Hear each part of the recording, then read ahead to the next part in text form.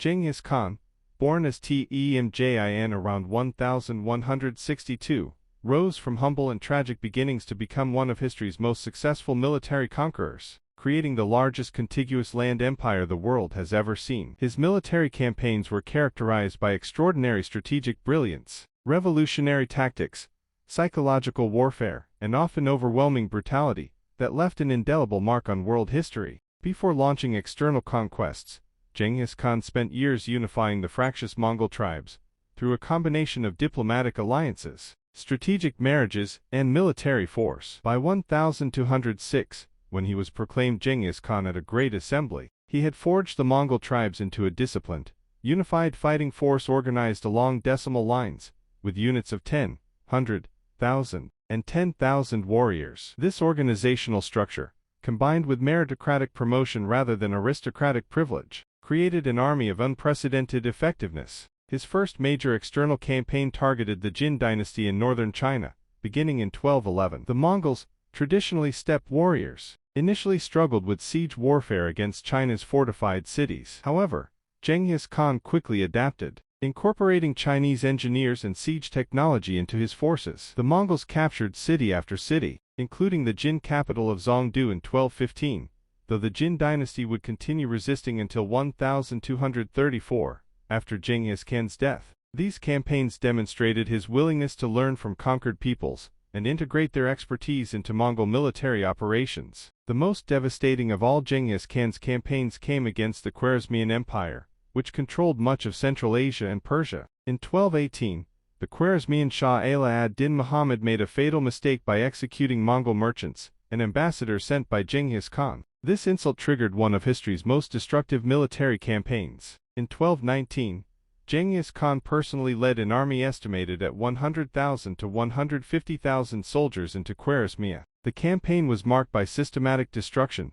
Cities that resisted were utterly annihilated as examples to others. Bukhara, one of the great centers of Islamic learning, was burned. Samarkand fell after a brief siege. Urgench, which resisted fiercely, saw its population massacred, and the city's irrigation systems destroyed, turning fertile land into desert. Chronicles describe rivers running red with blood and pyramids built from the skulls of the defeated. While some accounts were likely exaggerated, the Khwarezmian Empire was completely destroyed, never to rise again, and the region's demographic and cultural landscape was fundamentally altered. Genghis Khan also conducted multiple campaigns against the Western Xia kingdom in northwestern China, which had initially submitted to Mongol authority but later rebelled. His final campaign in 1227 aimed to eliminate this kingdom entirely, which he succeeded in doing, though he died during the campaign, possibly from injuries sustained from a fall from his horse. True to his orders, the Western Xia royal family was exterminated, and their kingdom erased from the map.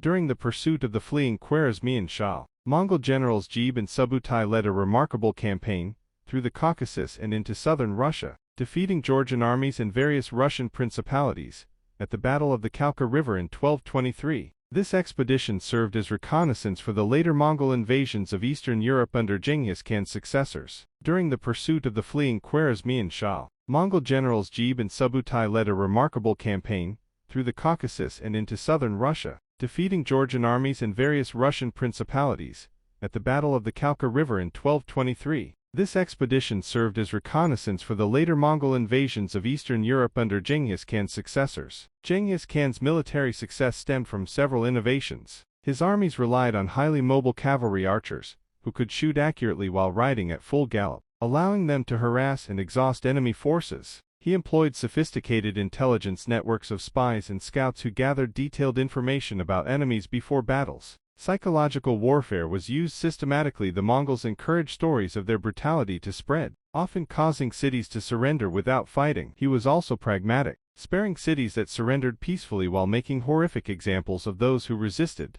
Religious tolerance was practiced to minimize resistance, and conquered people's skills, whether Chinese siege engineers, Muslim administrators, or Turkish soldiers, were incorporated into the Mongol system. By his death in 1227, Genghis Khan had created an empire stretching from the Pacific Ocean to the Caspian Sea, encompassing much of Central Asia, northern China, and parts of the Middle East. His legacy extended far beyond his lifetime, as his sons and grandsons would expand the empire further, conquering Russia, Eastern Europe, Korea, the rest of China, and much of the Middle East, creating an empire that at its height controlled approximately 24 million square kilometers, and facilitated unprecedented cultural and economic exchange across the Eurasian continent.